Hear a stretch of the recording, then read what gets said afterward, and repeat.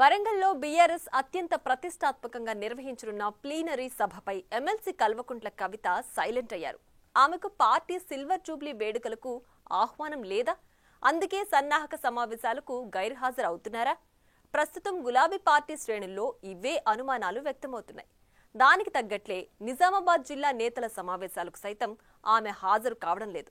Party పరంగా సరైన ప్రాధాన్యత లేకపోవడంతో ఆమె సొంత ప్లాట్ఫామ్ జాగృతితో యాక్టివిటీస్ చేస్తున్నారనే చర్చ జరుగుతోంది. ఇక మున్ముందు కూడా మరింత దూకుడు పెంచాలని కవిత ఆలోచిస్తున్నట్లు సమాచారం. గులాబీ పార్టీ సిల్వర్ జూబ్లీ వేడుకలను పురస్కరించుకుని ఈ నెల 27న వరంగల్ జిల్లాలో భారీ బహిరంగ సభ నిర్వహించనున్నారు. ఆ సభను విజయవంతం చేసేందుకు గులాబీ పార్టీ సకల ఏర్పాట్లు చేస్తోంది. ఎక్కడికక్కడ పార్టీ కేడర్ను సైతం పార్టీ నాయకులు సన్నద్ధం చేస్తున్నారు. నియోజకవర్గాల వారీగా సన్నాహక సమావేశాలు నిర్వహిస్తూ జనం తరలింపుపై సలహాలు, సూచనలు తీసుకుంటూ ప్రణాళికలు రూపొందిస్తున్నారు. ఎవరికి వారు బిజీగా ఉన్నారు. కానీ కవిత మాత్రం పార్టీ సిల్వర్ జూబ్లీ ఉత్సవాలు, వరంగల్ సభ ఏర్పాట్లకు సంబంధించి సైలెంట్ గానే ఉన్నారు. ఇంతకు వేడుకలకు ఆహ్వానం అందలేదా? కావాలని పార్టీ ఆమెను పక్కన పెట్టిందా అనేదే ఇప్పుడు హాట్ టాపిక్ గా మారింది. ఎప్పుడు పార్టీలో యాక్టివ్గా ఉండే కవిత పార్టీ సభ విషయంలో ఎందుకు స్పందించడం లేదనేది ఆమె క్యాడర్కే అంతుపట్టడం లేదంట. గ్రేటర్లో జరుగుతున్న పార్టీ సన్నాహక సమావేశాల్లో సైతం పాల్గొనడం లేదు. కావాలని ఆహ్వానించటం లేదా? లేకుంటే ఆమె తెలంగాణ జాగృతి సంస్థ ప్రోగ్రామ్స్ తో బిజీగా ఉండటంతో పాల్గొనడం లేదా? అసలు పార్టీలో ఏం జరుగుతుందనేది ఇప్పుడు చర్చకు దారితీస్తోంది. నిజామాబాద్ స్థానిక సంస్థల ఎమ్మెల్సీగా కవిత ప్రస్తుతం ప్రాతినిధ్యం వహిస్తున్నారు. 2014 పార్లమెంట్ ఎన్నికల్లో ఎంపీగా విజయం సాధించిన కవిత 2019లో ఎంపీ ఎన్నికల్లో ఓడిపోయారు. 2020లో జరిగిన స్థానిక సంస్థల ఎన్నికల్లో ఎమ్మెల్సీగా విజయం సాధించారు.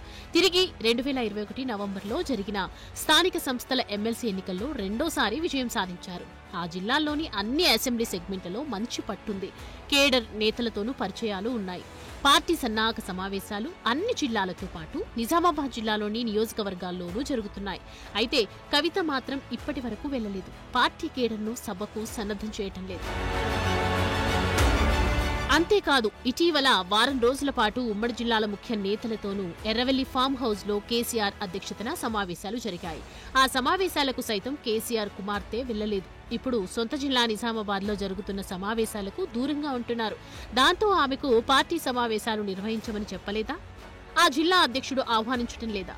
అసలు పార్టీ పెద్దలే ఆమెను దూరం పెడుతున్నారా అనేది తెలంగాణ జాగృతి కార్యకర్తల్లో తీవ్ర గందరగోళానికి కారణమవుతోంది. అయితే పార్టీ సమావేశాలు నిర్వహించమని ఆదేశాలు లేకపోవడంతోనే కవిత ఆ జిల్లాకు వెళ్లటం లేదంట. అదలా ఉంటే కవిత సొంత ప్లాట్ఫామ్ జాగృతితో యాక్టివిటీస్ ను ముమ్మరం చేశారు. తెలంగాణ కళలు, సంస్కృతిపై జరుగుతున్న అన్యాయాన్ని అరికట్టి ప్రాచుర్యం కల్పించేందుకు 2006 ఆగస్టులో ఆమె తెలంగాణ జాగృతి సంస్థను ఏర్పాటు చేశారు.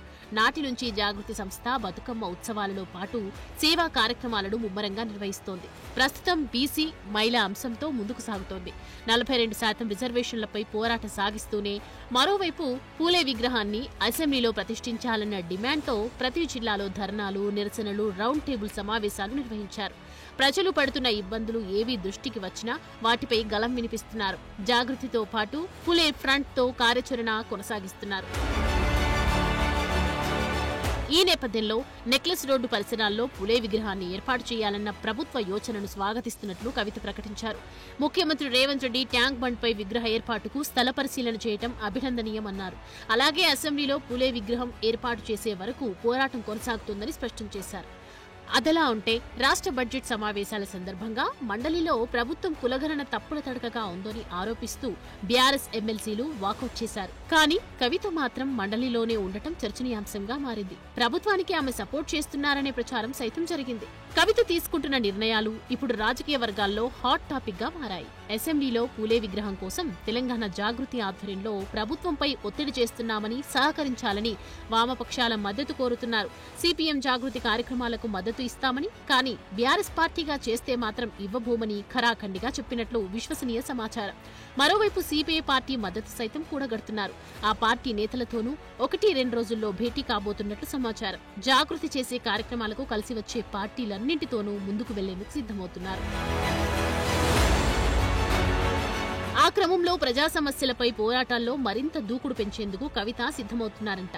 గతంలో ఎన్నడూ లేని విధంగా సొంతంగా రాజకీయంగా ఎదగాలని, తన సత్తా ఏంటో చూపాలని భావిస్తున్నట్లు సమాచారం. అందుకే ఒకవైపు జాగృతి, మరోవైపు పులే ఫ్రంట్తో ప్రజలకు దగ్గరై రాబోయే అసెంబ్లీ ఎన్నికల నాటికి కీలక నేతగా ఎదిగేందుకు ఇప్పటి నుంచే ప్రణాళికలు రూపొందిస్తున్నట్లు ఆమె అనుసరిస్తున్న వ్యూహాలే స్పష్టం చేస్తున్నాయంటున్నారు. అందులో భాగంగానే జాగృతి కమిటీలు గ్రామ స్థాయిలో ఏర్పాటు చేసి సంస్థను పటిష్టం చేయాలని ప్లాన్ చేస్తున్నారట. మొత్తం మీద కల్వకుంట్ల ఫ్యామిలీ పాలిటిక్స్ ఆసక్తికరంగా తయారయ్యాయి ఇప్పుడు.